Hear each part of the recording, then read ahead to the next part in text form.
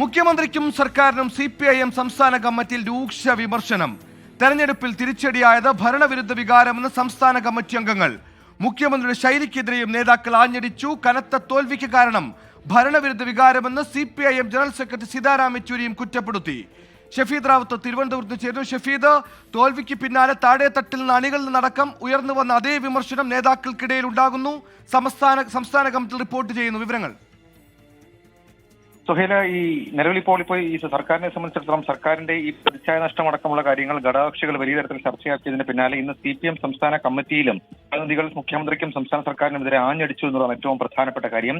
ഭരണവിരുദ്ധ വികാരം തിരിച്ചടിയായെന്നാണ് ചർച്ചയിൽ പ്രതിനിധികൾ ഉന്നയിച്ച ഏറ്റവും പ്രധാനപ്പെട്ട കാര്യം. മുഖ്യമന്ത്രിയുടെ ശൈലിക്കെതിരെയും രൂക്ഷ വിമർശനമുണ്ടായി. കനത്ത തോൽവിക്ക് കാരണം ഭരണവിരുദ്ധ വികാരമെന്ന വിമർശനമുണ്ടെന്ന സീതാറാം യെച്ചൂരിയും ഇതുമായി ബന്ധപ്പെട്ട് പ്രതികരിച്ചു. മാത്രമല്ല, സർക്കാർ ജനക്ഷേമ നടപടികൾ ജനങ്ങളിലേക്ക് എത്തിയില്ല എന്നും പ്രതിനിധികൾ ഇതുമായി ബന്ധപ്പെട്ട് കുറ്റപ്പെടുത്തി. ക്ഷേമ പ്രവർത്തനങ്ങൾ മുടങ്ങിയത് തോൽവിയുടെ ആക്കം കൂട്ടിയെന്നാണ് CPM സംസ്ഥാന കമ്മിറ്റിയുടെ വിലയിരുത്തൽ. ക്ഷേമ പെൻഷൻ അടക്കം മുടങ്ങിയത് ജനങ്ങൾക്കിടയിൽ അവമതിപ്പുണ്ടാക്കി. ക്ഷേമ പ്രവർത്തനങ്ങൾ മുടങ്ങാൻ കാരണം കേന്ദ്ര സർക്കാരാണെന്ന് ജനങ്ങളെ ബോധ്യപ്പെടുത്താൻ കഴിഞ്ഞില്ല. ഇക്കാര്യങ്ങൾ ജനങ്ങളിലേക്ക് എത്തിക്കുന്നതിൽ പരാജയപ്പെട്ടുവെന്നും റിപ്പോർട്ടുണ്ട്. സംസ്ഥാന സെക്രട്ടറി സംസ്ഥാന കമ്മിറ്റിയിൽ അവതരിപ്പിച്ച റിപ്പോർട്ടിലാണ് ഇക്കാര്യങ്ങൾ ഉള്ളത്.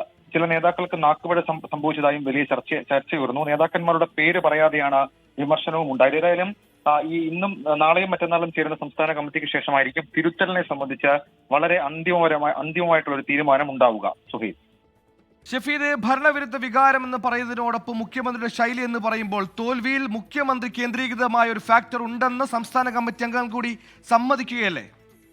CPMനെ സംബന്ധിച്ചിടത്തോളം CPM സംസ്ഥാന സർക്കാരിനെ ഉയർത്തി കാണിക്കുമ്പോൾ ഏറ്റവും പ്രധാനമായും ഉയർത്തി കാണിക്കുന്നത് മുഖ്യമന്ത്രിയെ തന്നെയായിരുന്നു.